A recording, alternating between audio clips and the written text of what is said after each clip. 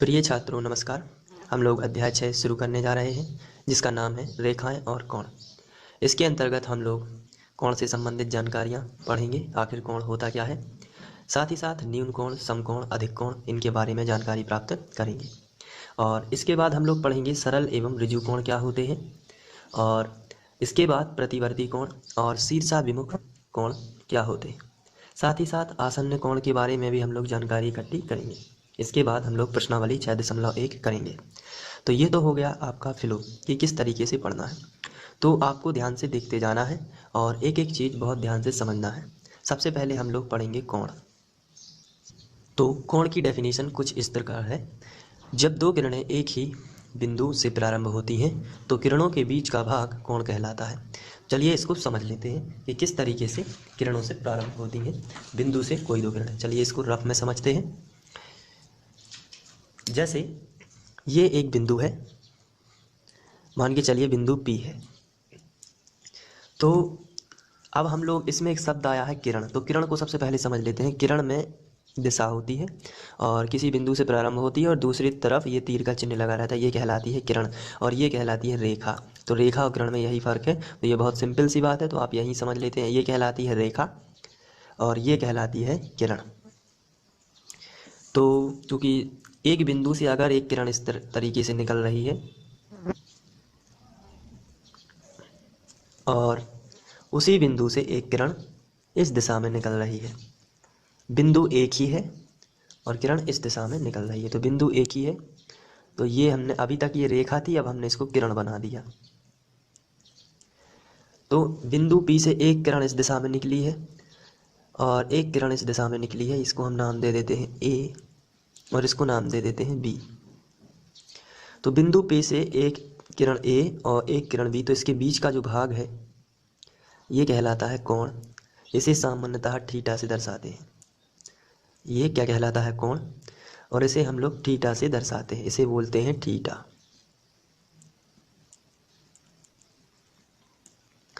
तो अब इसमें हम परिभाषा में मिलाते हैं। जब दो किरणें, ये हो जाती हैं दो किरणें PA और PB, ये दो किरणें हैं, एक ही बिंदु से प्रारंभ होती हैं। एक ही बिंदु है P, इसी से प्रारंभ हो रही है, तो किरणों के बीच का भाग कोण कहलाता है।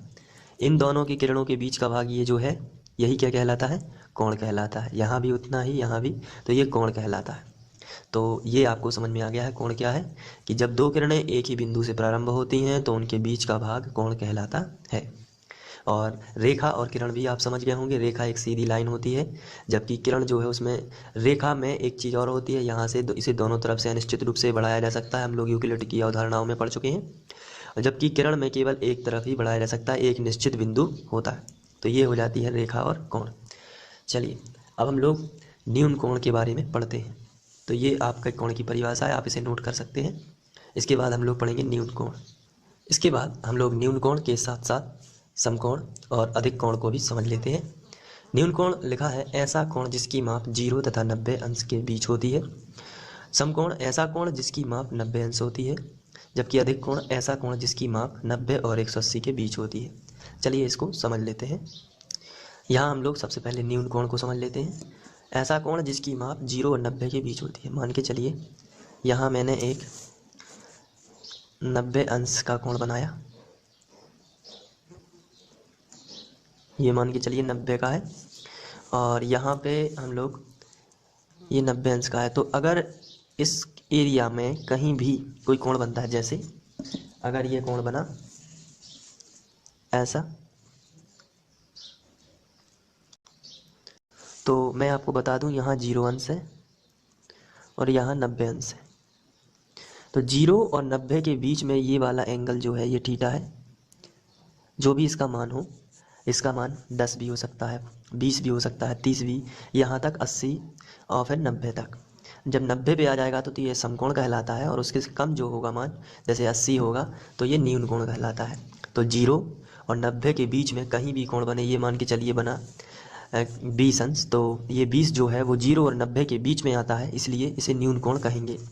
यदि हम लोग इसको और उठा दें थोड़ा सा, अगर ये यहाँ पहुँच जाता है तो इस बार थीटा ये पूरा यहाँ से ये हो जाएगा, तो ये पूरा एंगल भी न्यून कोण होगा। तो 90 से कम इसकी शेप अलग से यदि बनाई जाए तो ये इस तरीके से बनती है,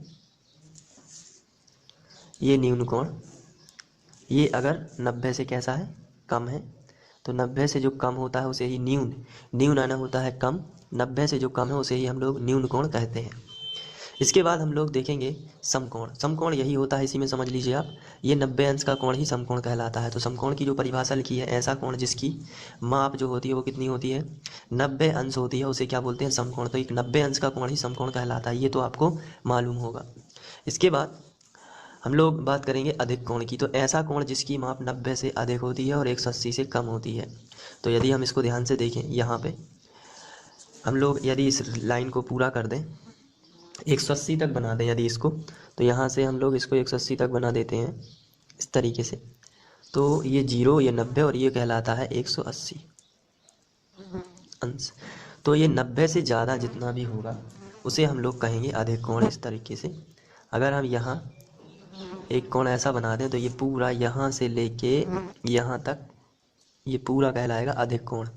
तो इसकी शेप जो बनेगी वो अलग से मैं बता देता हूँ।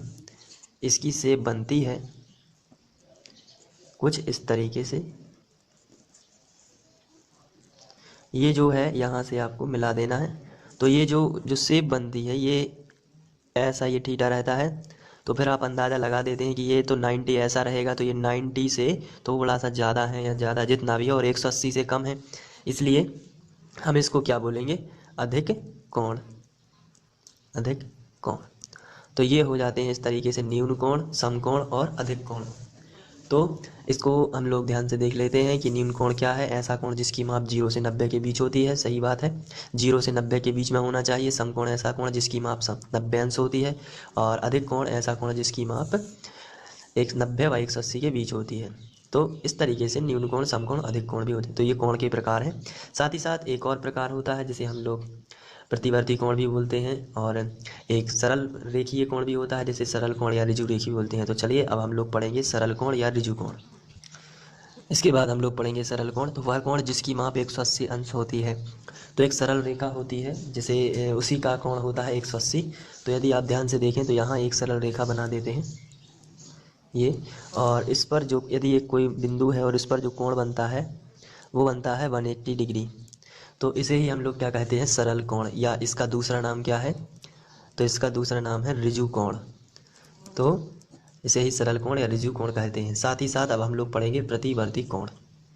इसके बाद हम लोग प्रतिवर्ती कोण पढ़ेंगे, वह कोण जिसकी माप 180 और 360 के बीच होती है। चलिए इसको रफ में समझ लेते हैं। तो यहाँ से यदि हम देखते हैं कि ये 180 अंश का कोण है, यहाँ 0 होता है और यहाँ 180 होता है, और 180 से फिर वापस से घूमने पर यहाँ पर आता है 360। तो यहाँ जो कोण बनता है, जैसे मान के चलिए इस तरीके से कोण बना, तो ये जो कोण कहलाता है यही प्रतिवर्ती कोण कहलाता है। तो अगर ये इस तरीके से ऐसा ये पूरा जो थीटा बनता है यही कहलाता है प्रतिवर्ती कोण। यहाँ भी बन सकता है इस तरीके से, ये घूम के आएगा और यहाँ तक, ये प्रतिवर्ती कोण कहलाता है, जो 180 और 360 के बीच बनता है। 360, यहाँ 0 भी होता है लेकिन शुरू में 0 होता है, और ये एक चक्कर लगाने पर 360 बनता है। तो ये पूरा एंगल जो है, जो कि अगर हम 180 और 360 के बीच में बनाएं तो उसे हम प्रतिवर्ती कोण कहते हैं। तो ये तो था कोणों का परिचय, जिसके अंतर्गत हम लोगों ने कोण, न्यून कोण, समकोण, अधिक कोण, सरल या ऋजु रेखीय कोण, प्रतिवर्ती कोण के बारे में पढ़ा। इसके बाद हम लोग शीर्षाभिमुख कोण और आसन्न कोण के बारे में पढ़ेंगे। इसके बाद हम लोग शीर्षाभिमुख कोण के बारे में समझेंगे। जब दो रेखाएं परस्पर एक दूसरे को किसी बिंदु पर काटती हैं तो 4 कोण बनते हैं, जिसमें आमने सामने के कोण युग्म शीर्षाभिमुख कोण कहलाते हैं। चलिए इसको देखते हैं कि कैसे कहलाते हैं। जैसे अगर दो रेखाएं परस्पर एक दूसरे को प्रतिच्छेद कर रही हैं, जैसे कि पहली रेखा ये रेखा हो गई इस तरीके से, और दूसरी रेखा ये इस तरीके से। तो ये दो रेखाएं आपस में एक दूसरे को क्या कर रही हैं, प्रतिच्छेद कर रही हैं। तो 4 कोण बनते हैं, पहला, दूसरा तीसरा और चौथा। तो ये 4 कोण बनते हैं। तो आपको ध्यान रखना है कि आमने सामने की कोण मतलब कोण 1 और कोण 3 आपस में कैसे होंगे, बराबर। कोण 1 कोण 3 के क्या हो जाएगा, बराबर। तो इसे ही हम लोग बोलते हैं शीर्षाभिमुख कोण, शीर्षाभिमुख कोण। यहाँ साथ ही साथ कोण 2 बराबर है कोण 4 के, क्योंकि ये भी आपस में कैसे हैं, बराबर है। तो यहाँ से ये 4 कोण बनते हैं। जब दो रेखाएं आपस में प्रतिच्छेद करती हैं तो उनके युग्म कोण आपस में बराबर होते हैं, जिन्हें हम शीर्षाभिमुख कोण कहते हैं। तो ये आपको समझ में आ गया होगा कि शीर्षाभिमुख कोण क्या है। इसके बाद हम लोग बात करेंगे आसन्न कोण की। आसन्न कोण है ऐसे दो कोण जिनका एक ही शीर्ष, एक ही रेखा हो, एक ही उभयनिष्ठ रेखा हो, जिनका एक ही शीर्ष हो तथा एक ही उभयनिष्ठ रेखा हो के विपरीत कोण आसन्न कोण कहलाते हैं। आइए इसको समझते हैं। इसमें यदि हमारे पास एक कोण है, इसको बना लेते हैं।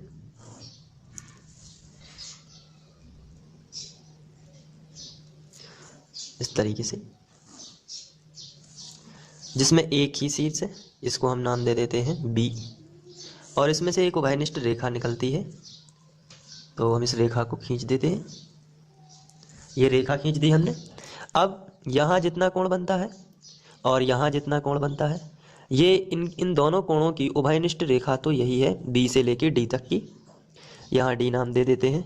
तो उभयनिष्ठ रेखा है बी डी और इनका शीर्ष एक ही है बी। तो ये आपस में कैसे है, आसन्न कोण है। तो इन्हें हम आसन्न कोण कहते हैं। तो ये बिल्कुल ही आसान है। जिनका एक ही शीर्ष हो तथा एक ही उभयनिष्ठ रेखा हो तो वो आपस के विपरीत कोण आसन्न कोण कहलाते हैं। चलिए आगे बढ़ते हैं। इसके बाद हम लोग संपूरक कोण के बारे में चर्चा करेंगे। तो संपूरक कोण क्या कहलाते हैं, ऐसे दो कोण जिनका योगफल 180 हो वे आपस में संपूरक कहलाते हैं। तो बहुत ही सिंपल है समझना। जैसे हम लोग 90 + 90 ले लेते हैं तो इनका योगफल कितना होता है, 180। तो ये आपस में एक दूसरे के कैसे हैं, संपूरक हैं। और भी कई एग्जाम्पल हो सकते हैं, जैसे 120 और 60। तो ये भी संपूरक कोण ही है, क्योंकि इन दोनों का योगफल क्या होता है, 180 होता है। तो यदि आपसे एग्जाम में पूछ लिया जाए कि 60 का संपूरक क्या होता है, तो आपको कहना पड़ेगा 120, और 120 का संपूरक क्या होता है, तो आंसर आएगा 60। इसके साथ 130 और 50 ये भी संपूरक हो सकते हैं, क्योंकि 130 में 50 जोड़ देने से 180 आ जाता है। तो संपूरक कोण ऐसे कोण होते हैं जिनका योगफल कितना हो, 180 अंश। तो इस तरीके से हम लोग संपूरक कोण भी समझ चुके हैं। अब हम लोग आगे बढ़ते हैं और त्रिभुज के बारे में समझ लेते हैं। तो त्रिभुज 3 भुजाओं की बंद आकृति त्रिभुज कहलाती है। बहुत ही सिंपल है। और त्रिभुज के तीनों कोणों का योग 180 अंश होता है। ये भी आपको याद रखना है कि यदि तीनों कोणों को जोड़ दिया जाए तो ये 180 बनता है। साथ ही साथ आपको ये भी याद रखना है कि समबाहु त्रिभुज का प्रत्येक कोण 60 अंश का होता है। तो ये क्योंकि ऑब्जेक्टिव टाइप क्वेश्चन में आपसे पूछे जा सकते हैं। तो समबाहु त्रिभुज का प्रत्येक कोण 60 अंश का होता है। और इसके साथ ही हम इसी त्रिभुज में बहिष्कोण प्रमेय भी समझ लेते हैं। बहिष्कोण प्रमेय आखिर होता क्या है, तो बहिष्कोण प्रमेय, यदि किसी त्रिभुज की एक भुजा बढ़ा दी जाए, यदि मैं इसको बढ़ा दूं तो बनने वाला कोण अंदर के दो कोणों के योगफल के बराबर होता है। तो दो अंतःकोणों के योगफल के बराबर होता है। इसे हम बहिष्कोण प्रमेय कहते हैं। यदि हम इसको z से दर्शाएं, ये वाले x y हों, तो ये वाला कोण जो होगा z वो x + y के बराबर होगा। यही बहिष्कोण प्रमेय है। तो जब ये क्वेश्चंस में लगेगा तो वहाँ हम लोग और अच्छे से डिस्कस कर लेंगे। तो ये बहिष्कोण प्रमेय ही कहलाता है। तो बहिष्कोण प्रमेय के कथन जो है वो इस प्रकार है कि यदि किसी त्रिभुज की एक भुजा बढ़ा दी जाए तो बनने वाला कोण त्रिभुज के अंदर उपस्थित दो अंतःकोणों के योगफल के बराबर होता है। तो इस तरीके से ये बहिष्कोण प्रमेय भी हम लोग समझ चुके हैं। और हम लोगों ने इस वीडियो में कोण, न्यून कोण, समकोण, अधिक कोण, ऋजु कोण, प्रतिवर्ती कोण, शीर्षाभिमुख कोण, आसन्न कोण, साथ ही साथ संपूर्णक कोण और त्रिभुज के बारे में जानकारी प्राप्त की। और बहिष्कोण प्रमेय क्या होते हैं इसके बारे में भी जानकारी प्राप्त की। इसके बाद हम अब लोग प्रश्नावली 6.1 कर